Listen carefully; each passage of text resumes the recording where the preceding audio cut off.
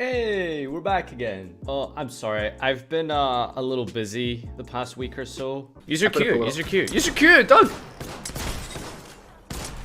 Not the Q. Yeah, I did. No, I put it up. Die! Die, you piece of shit!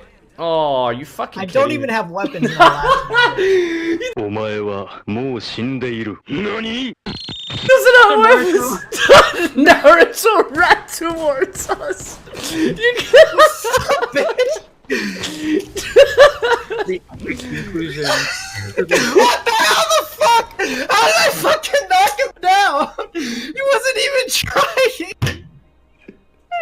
What the fuck? I just gave- DZeef is not an Apex channel. Confirmed. There's a lot of stuff to get through and a lot of things that happened in the past week or so. Team Samurai seems to have this idea that Konami has permanently fixed Yu-Gi-Oh! We're gonna be investigating that. But first...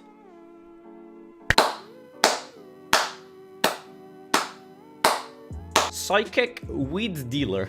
5-star wanted rating.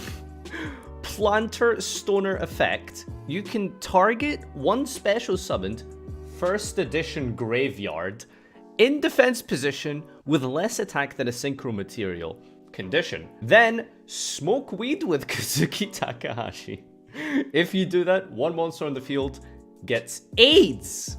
420 attack, maybe some defense. First smoker. Just look at the artwork. I still can't wrap my head around it, but amazing. And the GTA 4 reference or whatever, absolutely love it. Absolutely love it. First edition, Graveyard. I think going first might be the move, boys. Posted in Sky Striker Ace Duelist Facebook group.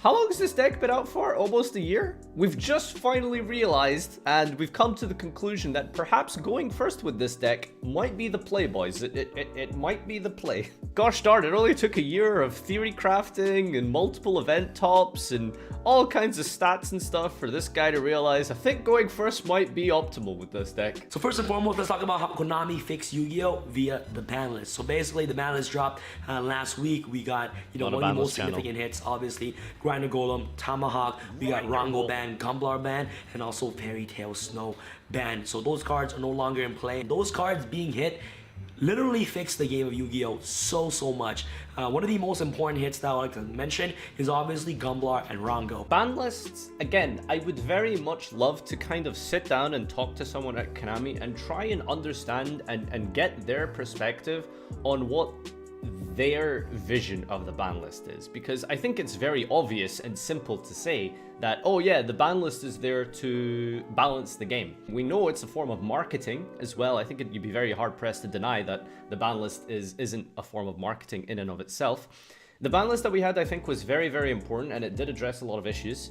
But, I think that we are in a pretty healthy format right now, and I'll go into details more in a second. But this is a meme review channel now, not a serious competitive channel, by the way. So I think it's important we get through some of these, first of all. Meta game report from October 2017. Full Power Spiral, because that was a format. I understand that this is just from, like, OCG metagame reports, and they're very skewed because they're generally low attendance and stuff like that. But it's still funny regardless. Droll and Lick Burb, level 1, wide level 1. Spellcaster effect, lick opponent's ass. Who cares is she? Wink wink. Is that a wink face? I don't know what that wink face is. It's just a lick bird ass face, sure.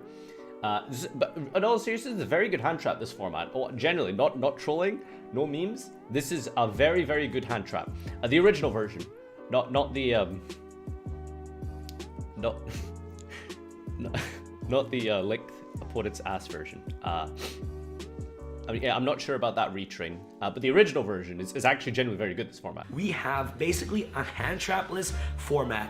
Yes, there's a lot of decks that still main decks hand traps, like Trick Stars. There's some decks that play a maximum of 3 to 6 hand traps in the main deck, and as you guys will see by Raphael deck list for the first phase Lunar Light of YC Chicago, he main deck 0 hand traps. Like, with Gumblar and Rongo being gone, it promotes kind of like a more healthier game, if you guys understand what I mean, right? It kind of promotes a more healthier game where you don't have to basically main deck like 9 to 12 hand traps anymore. I think hand traps as a topic and a concept could probably be its own video, and that might be something, if you're interested in, I could do in the future. However, I just want to point out that I don't think hand traps being very prevalent in the game is necessarily bad.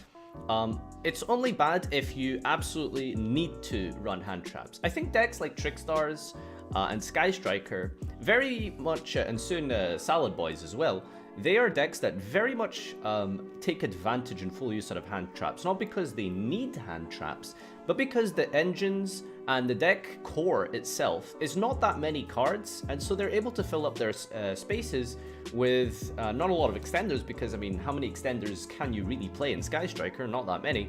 But they're able to play a bunch of defensive cards, and naturally the deck is just very good at disrupting, so hand traps are good in those decks. Generally, more hand traps generally means that there's going to be more stupid I win strategies, like, you know, full power Goki and firewall stuff and Gumblar Rongo shenanigans. I think those decks promote the necessity of playing a bunch of hand traps because they're not in the metagame anymore. I think it's all fair, and I think we're pretty good right now. More memes! 2 level 3 monsters. Hey everyone, it's me, Dan. You can detach the graveyard, burn my abyss hole. Abyss hole. Oh, that's good job. Good. That's hilarious. Well, nice one. Abyss hole. I see what you did there. You guys always act like you're better than me. Why is Burning Abyss just the most memeable deck in the game? I really feel like it's the most memeable deck in the game. And Malakoda is a card that unfortunately doesn't see much play in Burning Abyss. Until this day, I cannot for the life of me find a recorded Premier Event top with Burning Abyss utilizing Malakoda. Malakoda is the only Burning Abyss card that has never had a Premier Event top. It doesn't help that Seer can't revive it, which I think is really dumb, because every ritual monster can be summoned back from the graveyard if it's correctly ritual summoned. But the problem is Malakoda specific says you can't summon it by other ways except through rituals. I mean, obviously you can rank up Dante, but do you think potentially, now this is some tinfoil hat conspiracy theory right here, do you think Konami maybe at one point intended you to overlay 2 Malakodas into Beatrice? That sounds like the most neg worst play I've ever heard of, so let's hope that that's not what they wanted you to do. Salomon Great, no. No card. Counter trap. While you control the Salomon Great Link monster, no. I hope you guys are excited, and I hope you guys are hyped for this deck, because it's coming. Just a couple more days, it's coming. And you're going to be getting a lot of no's when you play against this deck. If you let Salomon Greats go first, and they set up their Salad Boy Link with the Salad Boy No, and backed up with their hand traps and stuff, at least I do in my build when I play it, you're going to be getting a lot of no.